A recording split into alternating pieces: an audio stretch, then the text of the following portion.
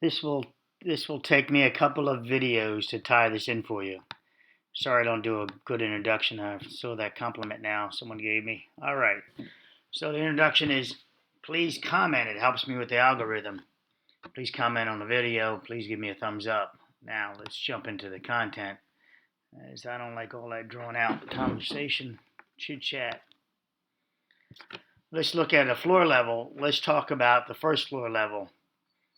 I want you to see, this is the column. This is the bedroom C. This would be room 101, let's call it.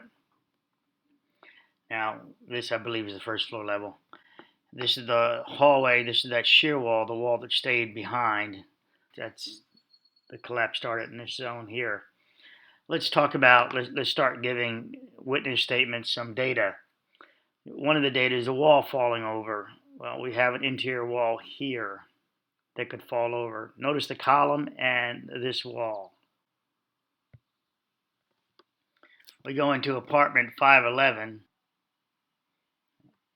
All these apartments are about the same. Here is a column in the wall there. So that would be the kitchen, and there's the column. So that column you're looking at here, the kitchen is, so there's that column, there's the kitchen. There's the wall. Wait a minute, it's tied to the front wall. And we're in the bedroom. Okay, so one lady on 6'11", even though we're 5'11", I think she's 6'11". It doesn't matter. It's about all the same. There's the other column. She gets up, goes into the other room. Take note of the column in the bedroom. So here is the bedroom right here. There's the column. There's the wall. The next apartment's over here. That wall is a block wall, right? Let's assume it's a block wall going all the way through.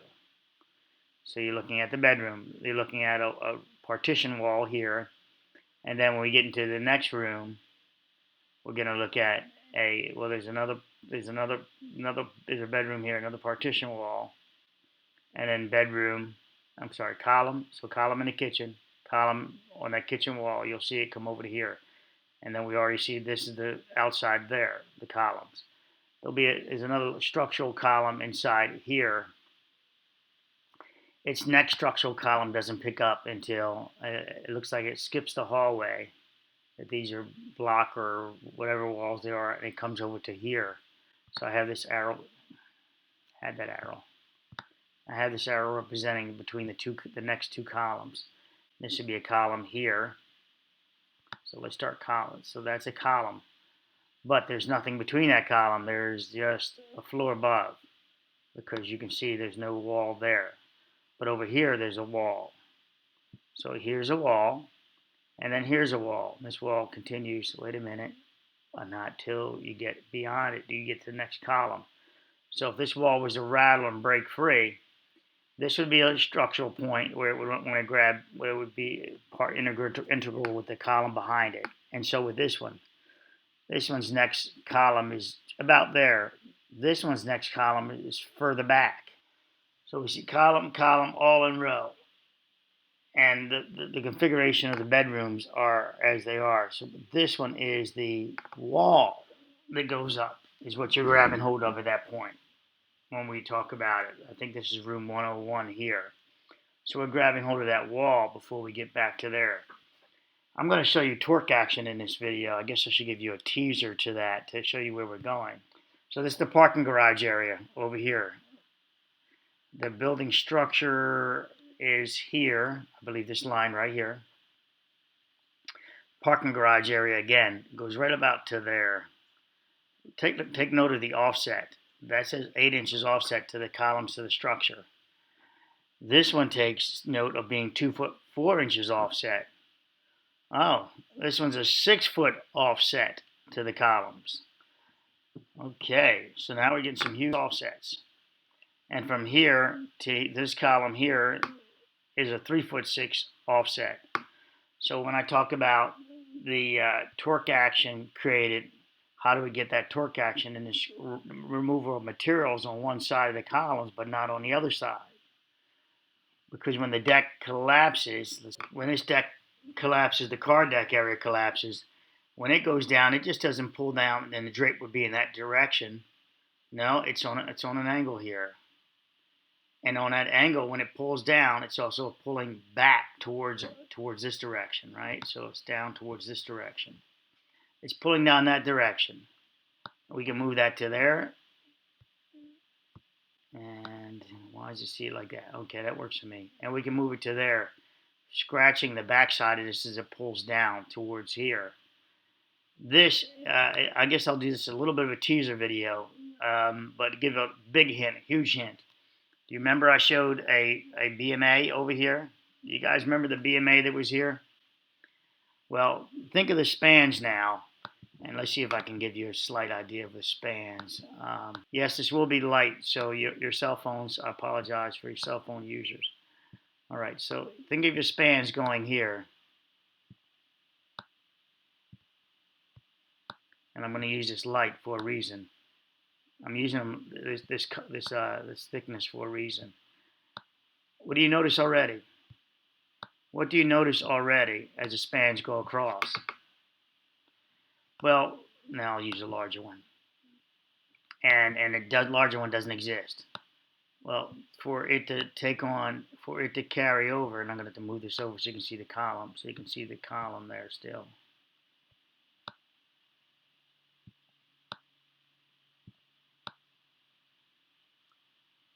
For this span to keep carrying over without a beam being present, it's now going across the floor into here. But this floor is now shifting over to here, which is shifting over to here, which is shifting over to here, etc. And then we get that break in the deck. Somewhere about there we get the break where there's a cold joint without even with no reinforcement in it. So as this pulls down, it's easy to pull this section down. Aha, we have a butterfly here. We have a butterfly effect where it's like that, right? With the decking. With the decking that we see, observe from this direction outwards. So this is where we stay focused. Back over there. Son of a gun. Look, there's another shift of columns. 1 foot 2. Another shift of columns out here. This is creating all types of havoc of when the failure happens to want to pull in one direction and the other direction. Pull in the direction to get us our removal of material on one side. That torque, normally you think it would be just like a drape, up and down, as it pulls off, as each column is. So I can copy. So as each column, thanks somebody for teaching me that move about copying. So as each column would look something like that as it pulls down. At some point it breaks free and pulls the other side, breaks free. The dead load of that one breaks free, probably breaks mid-span or crashes down. Doesn't really matter whether they do that or not. It happened. So we get grind. Come on, baby. Where are you? We get the grinding action down here, removing numbers. If I could rotate this, I'd probably do it differently and show it, remove the numbers off of the face of it. That's where we get the grinding here, more so, less here.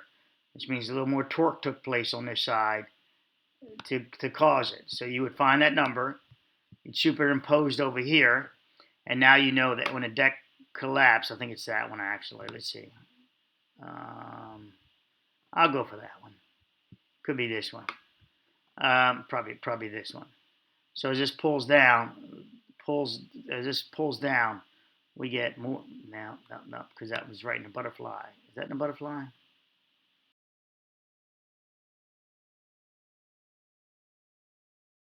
Let's slide these down now. These decks are supported across this section here. Let's see if I can make you some more lines. I'll move a little thicker lines this time. The decking is, I thought it would make me a few of them. The decking is supported into another decking, another slab. Into another slab. As you can see, it would work. Here, it gets a nice interaction. And this is two-way. I mean, they have steel going two directions. I wouldn't call it quite a two-way slab, but they got steel going in two directions. But you can see the loads, the spans are just continuous. So what, they got some steel here. If this steel is not acting like a beam, so if you don't have this steel larger, let's use a larger piece here. between this here, and let's do it even larger than that for exaggeration purposes. If you don't have larger steel, taking the transfer of this steel over, you just got one big giant steel long deck trying to transfer all the way over to the structure.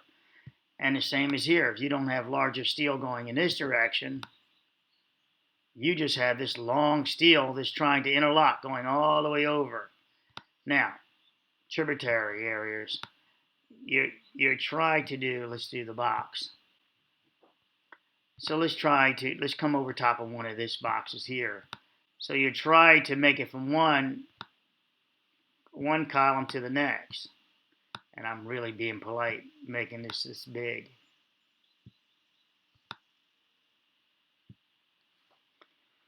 So I'm really being polite. So you're trying to make it from one zone to the next zone in reinforcement, where it will pick up and run its load down the column, if you will. I know that's not the same shape, but trying to make it so it makes one span to the next, right? So it can make it to it. So it passes the load down through the columns, the steel. But so that's the principle behind it, basically trying to make it over there. But this loading, we see the punk shear couldn't do it. It did it for 40 years. It was holding it up. And then all of a sudden, these guys, if you can imagine them, one of these guys over top of here. So let's pretend that's that. This area here represents the side view of that. This decking couldn't hold it, and it went down. It couldn't hold it anymore. The loads were too much, too many cycles, too much divorce was going on between the concrete and steel. We know it worked at one point for 40 years. It worked great, but the lack of maintenance was the failure of this, and not catching ahead of time that the steel was breaking, and then catching ahead of time and then not addressing it immediately, in my opinion. So now we get this failure like this because of the loading of the cars around here. Just couldn't take it. It just failed right there. I think the failure would be, and your torque action again of the rubbing of the back material, since this happened first. Remember, we get this deck, as I show you right about here. We get this deck shifting over. The railing shifts over just a little bit and shifts in. So down and in. So a failure as it breaks. So if it's down and in like this, watch the railing, down and in like this. This means that our failure first started down this section. It broke free, and then it pulled this section over. And that gets our continuous torque from here, from scratching on this one to scratching on this one, and then, of course, parallel to this one. So parallel to this one would be that one. And parallel to that one would be this one. And so if the system plays out, if my theory plays out right, you'll see scratch numbers off of the face on this side, this side, this side, and at least as you go further away. So I have this now is my first breaking point of the loading of the deck. This shear plane here but shifting over. We go to my images that I have in a little stockpile over here on the IBB, and hopefully it'll let me click through them. Let me just move this out of the way a little bit. And we see, okay, we do have some scratching there. We got the horns torn over a little bit. Now I'll call them horns, huh? Rabbit ears. Let's see how. So we've got this scarring, this removal of the numbers in that direction. And we have some corners taken off. More so in this capacity. Corners are ripped off to here more so than the other side. So that gives us our torque in that direction back towards the structure. And this one's pulling on the back side, gives us that tearing there, but no numbers there. It's further out. It's failing a little bit differently now at that point. But more so these two guys in close. The numbers are removed. That gives us our torque action in there. Let's show you this. The railing here is the butterfly also pulled it in. So let's don't forget that. The butterfly also pulled this in. But we get our numbers 72 and 73 looking pristine here. So we get our butterfly effect. We're pulling down. So back to this. I have it pulling down and in because the column is over there. The steel railing is probably over here on the other side of this. And now it presents sort of that way. So I have it, the railing. Let's put the railing back in. And watch where the railing goes. If that's the column, look at the railing. So close, but not good enough to that column. Not good enough to that column. So let's rotate this railing in just a little bit and have it rest there. To get there, we had to shift this deck over. We shifted over. We had the strain happen. Really, this is the one we'd want to see too. That this would probably experience the most strain. I think that's the one we see bent over the opposite direction, and perhaps it went down, and then at the bottom when it slid down, the torque action from the left crippled it and gave us that post-hop feeling of a buckle. But in reality, it was fractured at the lower deck as the deck pulled over all of these guys pulling in this direction. That it had a lateral force that cracked it. I don't have it buckling. I don't have that column buckling. They're the same column sizes as those, and those columns didn't buckle. So I don't have it buckling. Right back there. Notice that some of that wall's left behind. You see the ledge on it? There's the building, and there's ledge. And if you find other images, it goes around and it comes back. So this shows that, that I'm putting it back at this location where it rips off the butterfly. It tears it here, works its way around to there, and coming this direction as it pulls and pulls down. So I'm refining the exact moment of the initiating moment. Confuse you, but this deck did a redirect after we had our failure in this capacity. I believe the deck did a redirect and knocked over the dominoes, the columns, in this direction towards the structure. As we see two indicators of that, one to this column here that appears to be not quite plumb, numbers missing off the back side of it. The numbers missing off the back side of it would indicate it got rubbing action in that direction. This one also, we can see it appears to be presenting away from us. So it appears first we get these guys punching down, and then we get a redirect. So our crippling action in the structure would have been a pushing inwards of the column, more than likely. Or maybe when it got there, it still fell down and had a pulling out effect into the BMA there, what I'm calling the BMA. It looks like that, possibly. As my man in Joe Berg says, a boot connection. And I'm at this back ledger. The wall there, loading down the middle. I have these cleaned off, so I can put the to the other side. A puncture looks like that. Next image over. This proves my floor walls falling over theory. They're the walls. That appears to be the head of a column. There's the integral, how the walls are designed. How I was trying to show you how they marry the walls into the block sometimes, turn sideways. So there's your column and block wall failure all in one shot. We don't see rebar. We don't see solid poured wall here. No solid pour. This is a balcony. We don't see solid pour walls. You just block walls 1:1 to 6 mix on mortar, so you can easily get one of those walls to fall over because of no reinforcement. Okay, what do I have next? Over to the next tab. We see further proof of punching shearing. You guys know I need you to remember stuff, so I love it. Now, look at this column. This is a column here. We already talked about that one meeting earlier. Now we jump into this one. Look at this column. It was divided. These two sides were divided.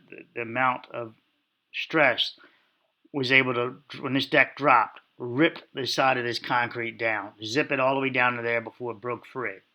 You can see it right there. So the amount of stress on this side was in this capacity and obviously hanging on from the wall, pivoting from the wall. So I know that I'm the one engineer that I'm supposed to keep in secret there, but and I'm not going to out you, but you're telling me there's no rebar at that wall.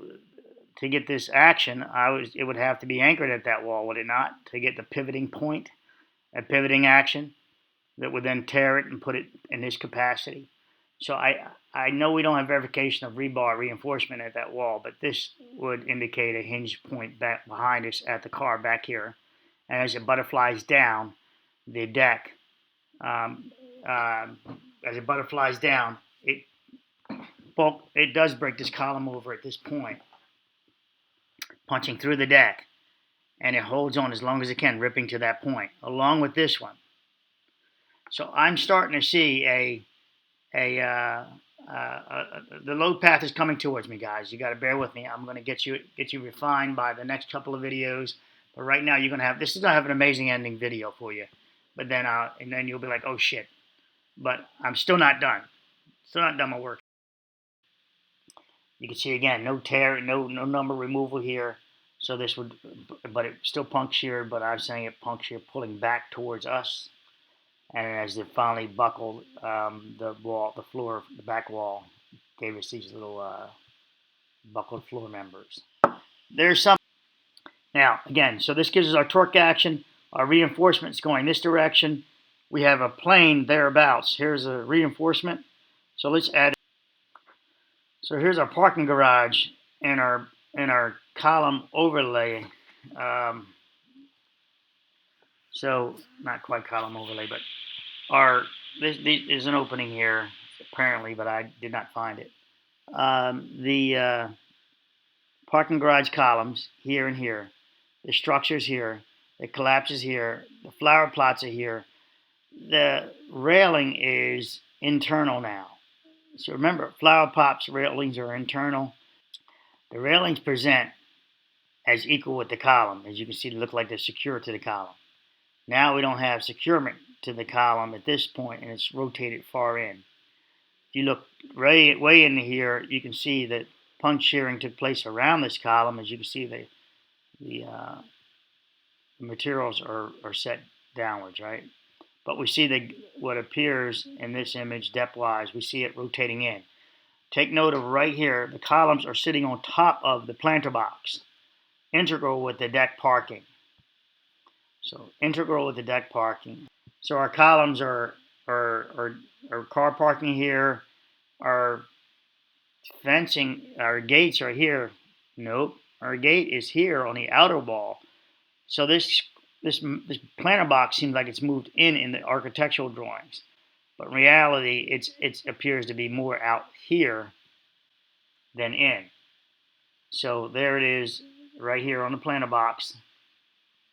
Right there, no plants in front of the planter box, so our railing appears to present on the front of the planter box. The planter box appears to present in line, if we can get more images, that'd be nice, with the column, connecting to the column. Well, it may be an anchor for the planter box, for the railing, but they present in this image in line with the column. So we have a little bit of architectural shift detail of the planter box in line with this column. What else do we have at alignment? I'm not too sure of that yet. Rabbit ears show that this fractured and this went over that direction pulling down, not this direction. And then this deck probably fractured it and went there. That's a pretty major fracture. I have it a redirect. And, oh no, this is the guy here. There it is. It's the ×2. This one and this one.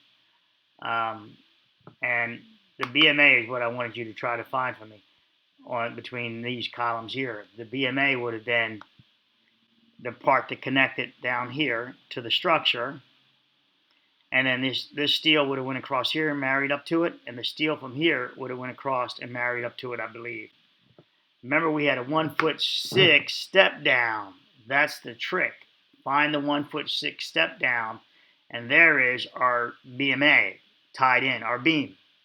They removed the step down, the 1'6". They made it all the same plane, 11'10". But they kept the columns in the same location, apparently shifted.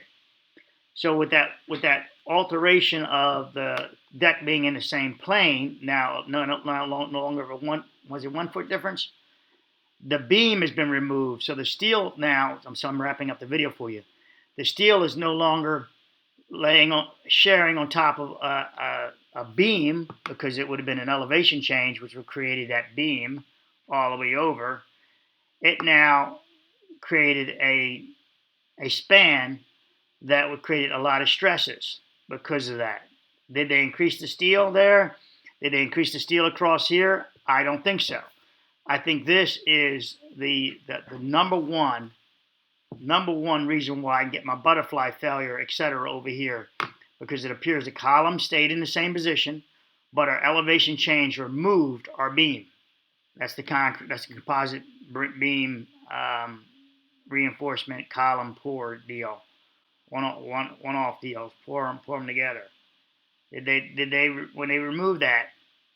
Did they shift the columns? I see a lot of offsets, which can explain a lot of torque action, a lot of scratching going on different ways. Look, there's a 6-inch offset there. It can explain a lot of different reactions on why you see some heavier scratching and some heavier, not so heavy scratching. Our BMA here missing, our elevation change, is where the deck now takes on this longer span. So the parking garage spans into here, stressing this area here, which stresses here. Ultimately, the heavier load point loading are the vehicles. So I'm biasly so back there.